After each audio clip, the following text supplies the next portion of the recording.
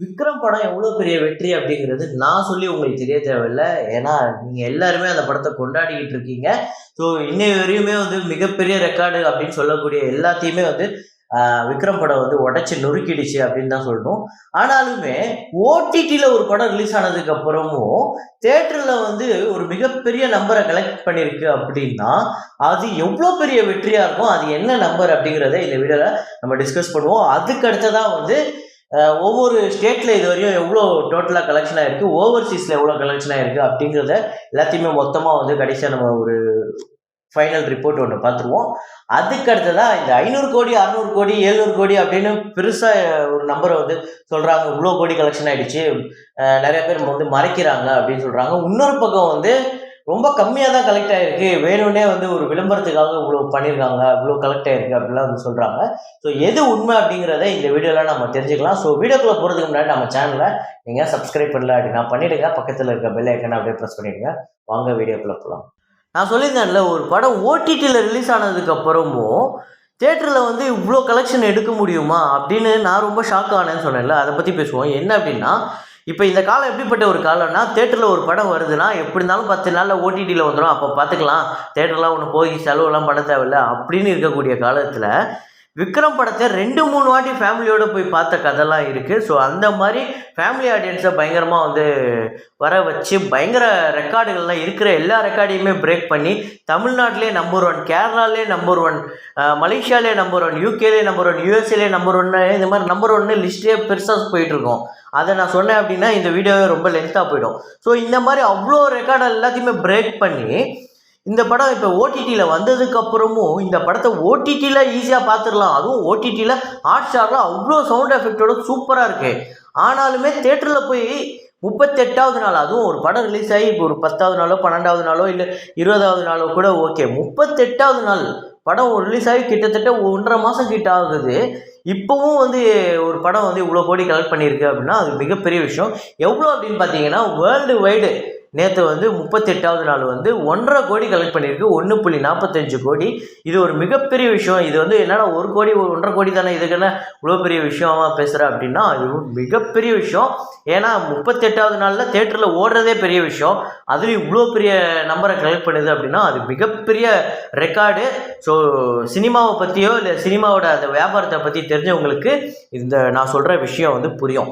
So அதுக்கடுத்ததான் தமிழ்நாடோட total collection இதுவரையும் எவ்வளோ அப்படின்னு பார்த்தீங்கன்னா 191 கோடி இது வரையும். ஸோ இதுதான் வந்து தமிழ்நாட்டிலே ஹையஸ்ட் கலெக்ஷனில் நம்பர் 1ல் இருக்குது. ஸோ ஆந்திராவில் பார்த்தீங்க அப்படின்னா 41.25 கோடி இருக்குது, ஆந்திரா தெலுங்கானாவில். ஸோ இதுவுமே வந்து அதாவது தெலுங்கில் தமிழ் படம் வந்து டப் பண்ணி தெலுங்கில் வந்து அதிக கலெக்ஷன் பண்ணதில் இதுதான் வந்து டாப்பில் இருக்குது.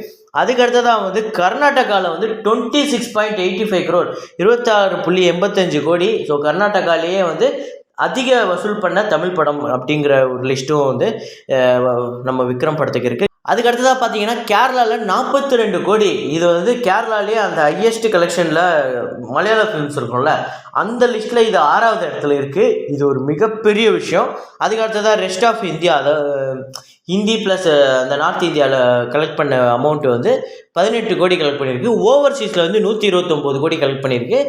இந்தியாவில் மொத்தமாக வந்து 318 கோடி வந்து கலெக்ட் பண்ணியிருக்கு. இது ஒரு மிகப்பெரிய ரெக்கார்டு. 300 கோடி வந்து இந்தியாவில் மட்டுமே கலெக்ட் பண்ண ஒரு தமிழ் படம் லிஸ்ட்டில் வந்து இது வந்து அந்த டாப் லிஸ்ட்டில் இருக்குது. ஸோ டோட்டல் வந்து பார்த்தீங்கன்னா 448 கோடி கலெக்ஷன். 448 கோடி அப்படிங்கிறது நம்மளுக்கு வந்து அந்த ஓவர்சீஸில் வந்து நம்மளுக்கு வந்த ரிப்போர்ட்டு இதெல்லாம் இருக்குது. ஆனால் நிறையா நாடு வந்து இதுவரையும் தமிழ் படமே ரிலீஸ் செய்யப்படாத நாடுலாம் இருக்குது. அங்கேயும் இந்த படம் ரிலீஸ் ஆகிருக்கு. அதுவும் இல்லாமல் சில நாட்டில் இருந்து கலெக்ஷன் ரிப்போர்ட்லாம் வரவே வராது. அந்த நாடு இதெல்லாம் கவுண்ட் பண்ணி பார்த்தா அது ஒரு 30-40 கோடி வரும் அப்படின்னு சொல்கிறாங்க. ஸோ எனக்கு தெரிஞ்ச வட்டாரத்தில் நான் இது பண்ணும்போது இது ஒரு 500 கோடியை நெருங்கிடுச்சு அப்படின்னு தான் சொல்கிறாங்க. ஸோ அதோட கிளியரான ரிப்போர்ட் இல்லாததுனால இந்த 448 கோடி அப்படிங்கிற இந்த நம்பரோட நம்ம சொல்லி முடிப்போம்.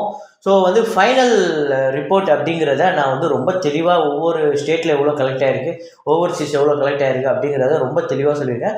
ஸோ இது ஒரு மிகப்பெரிய விஷயம். ஸோ இதையும் தாண்டி சில பேர் வந்து இல்லை 500 கோடி கலெக்ஷன் ஆகிருக்கு, 600 கோடி கலெக்ஷன் ஆகிருக்கு, இல்லை 700 கோடி 800 கோடி, சில பேர் 1000 கோடி 3000 கோடின்லாம் சொல்கிறாங்க.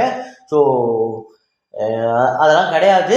இது வந்து ஒரு ஜென்யூனான ரிப்போர்ட். இது வந்து மிகப்பெரிய சாதனை. இது ஒன்றும் நான் எங்கேயும் வந்து இந்த படத்தோட கலெக்ஷனை எங்கேயும் கம்மி பண்ணி சொல்லணும் அப்படிங்கிறதெல்லாம் கிடையாது. இது ஒரு மிகப்பெரிய ரெக்கார்ட். என்னை பொறுத்தவரையும் விக்ரம் தான் வந்து number 1 Tamil movie collection wise அப்படின்னு நான் சொல்லுவேன்.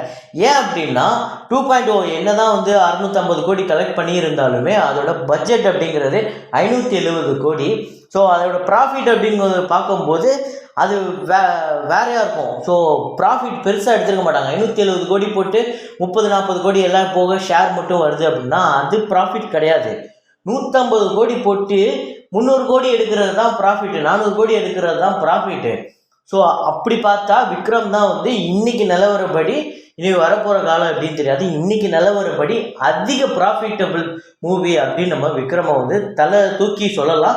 காலரை தூக்கி நான் கமல்ஹாசன் ரசிகர், உலகநாயகன் ரசிகர் அப்படின்னு இந்த கலெக்ஷனை வச்சே சொல்லலாம். ஸோ இதுக்கு மேலே நீங்கள் வந்து ரொம்ப அதிகப்படுத்தலாம் யார்ட்டையும் சொல்லணும்னுலாம் அவசியம் இல்லை. இதுவே போதுமானது. இதுவரையும் யாருமே இந்த ஒரு ப்ராஃபிட்டை தமிழ் சினிமாவில் கொடுக்கவே இல்லை அப்படிங்கிறது தான் உண்மை. அதுக்கடுத்ததான் வந்து தமிழ் சினிமாவுக்கு ஒரு மிகப்பெரிய பெருமையை வாங்கி கொடுத்த படம் தான் விக்ரம். ஸோ அப்படிப்பட்ட வரிசையில் வரக்கூடிய படம் தான் வந்து பொன்னியின் செல்வன். பொன்னியின் செல்வனுமே வந்து பயங்கரமாக நம்ம எதிர்பார்த்து காத்துக்கிட்டு இருக்கோம். டீசர் வந்தது. அந்த டீசரை கூட அங்கே இங்கேன்னு டிஐ சரியில்லை, அது சரியில்லை, விஎஃப்எக்ஸ் சரியில்லை, 1000 நொட்டை சொல்லிக்கிட்டு இருக்காங்க. இருந்தாலுமே நான் சினிமா ரசிகனா நான் வந்து இந்த பொன்னியின் செல்வனை வந்து ரொம்ப எதிர்பார்த்து காத்துக்கிட்டு இருக்கேன். ஸோ அதை பற்றியுமே வீடியோ போட்டிருக்கேன். அதோட லிங்க்கு கூட நான் கீழே போடுறேன், அதையும் நீங்கள் பாருங்கள்.